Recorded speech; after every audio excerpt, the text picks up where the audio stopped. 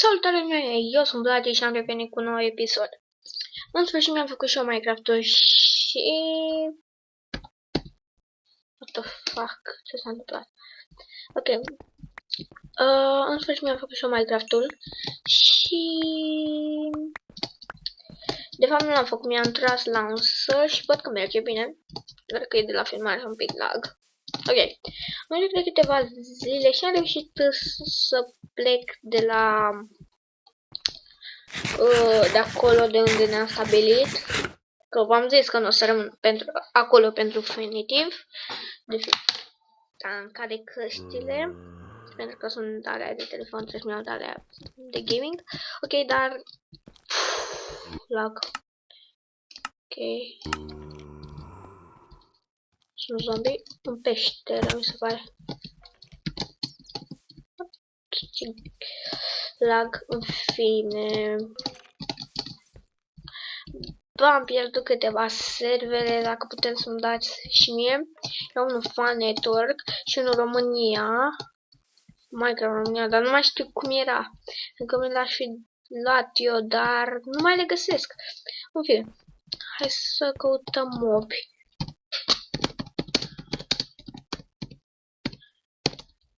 Da, genial.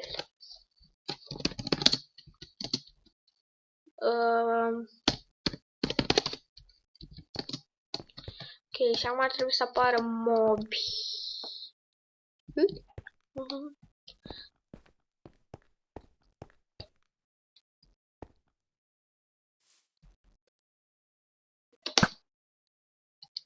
A luat-o?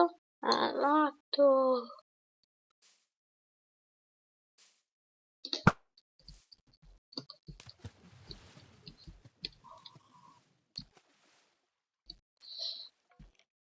Bă, nu puteam să mă mișc în fine.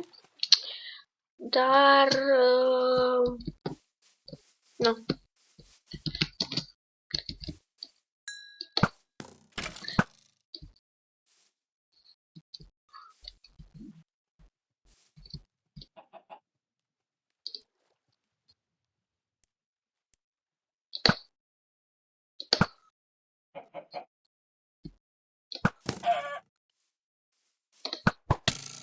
Opa. Nu mai puteam să reușesc să fac asta.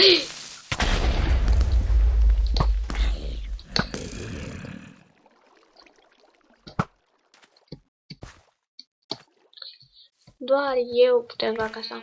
Bă, ia uite, am descoperit. Ia uite. Băia, creeper-ul ăla nu găseam. În fine. Uitați al creeper. Să mă facem așa, mă atacă pe el. Gata. Opa, opa, opa. Opa.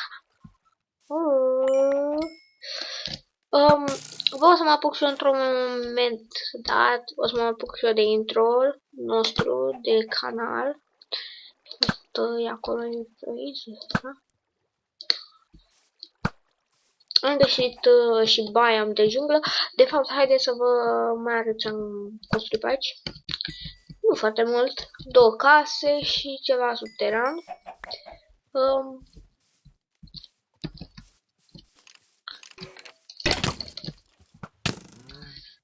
Hai de astea. Hai de astea.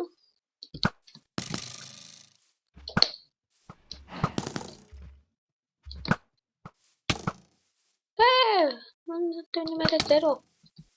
Bă! Ia, dăm tu puțină. Da, aveam carne. Bine. Cred că am inventarul full. Mi-aduc aminte de sendul ăsta. L-am luat să facem ceva subteran. Și n-am mai apucat să fac. Și hai să-l facem acum.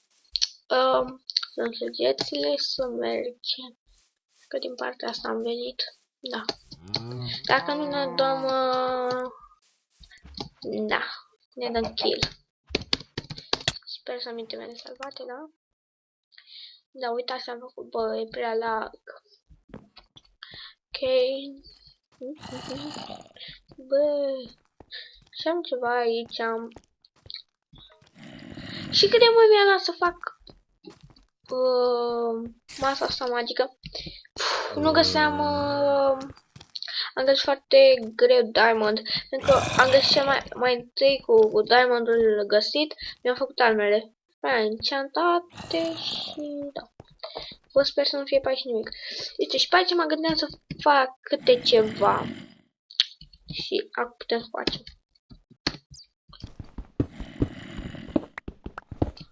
Ok.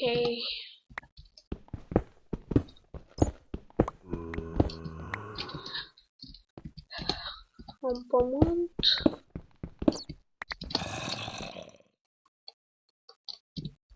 Trebuie să-mi fac o găleată.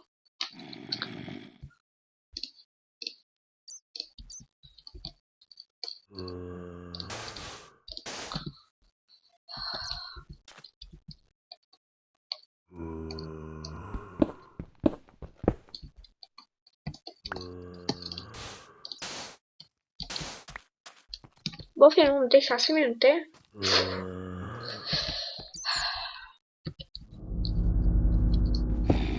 Mai vedem încă 4 minute și închide. Pentru că Bandicam asta, versiunea asta, nu putem să filmăm mai mult.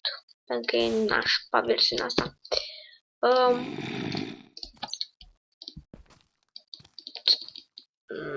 Da.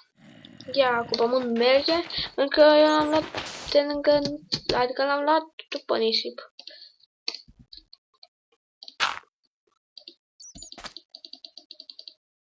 Ia. Da, cred că trebuie apă. Voi pune pe pauză și voi reveni. Da, lume, și-am revenit. Am căutat o grămadă de apă. Am căutat o grămadă apa asta. Nu mă duc pe mine mintea să mă duc unde mi-am făcut. Să o spare ce mi-am făcut. Punem aici. Și cred că o să mai trebuie să luăm. Da. Hai să vedem. Să încercăm chiar și cu atât de puțin. Hai mă că așa merge. Cum să nu meargă? Da, da, aici merge. Hai să mai luăm apă. Ce mă enervează pe mine era să zic enervează. În fine. What the fuck? În fine. Ce mă enervează pe mine? Faza e că trebuie să urc atâta. Și este enervant la un moment dat să... Băi frate, mă enervează foarte mult. O să fac eu ceva la seriile astea să nu mai fie atât de enervante. Cred că afară sunt mobii. Am omorât unul chiar. Uite aici, nu trecea mie prin...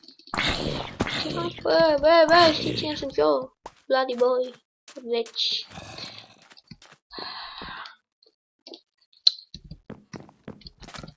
Bă, lagul ăsta prea mare e prea mare.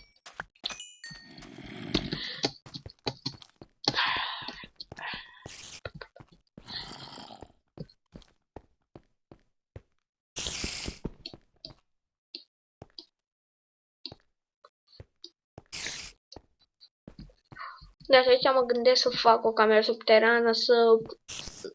Nu știu, să... O să văd, o să pun lemn frumos. Hai, îmi place mult cum mi-a reușit. Vreau să mai sap încolo, nu știu, 10 blocuri. Da, ceva gen de aici. Să fac așa... De să pun pomișori. Și mai trebuie să mă să iau apă. Pentru că... Da. What the fuck?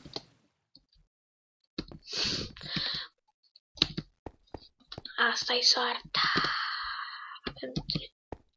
Hai să mergem să ne facem o găleată. Filmez de 9 minute și mai o să filmăm câteva secunde și închid filmarea și o să o redeschid și filmăm în continuare. O să pun 2 episoade azi.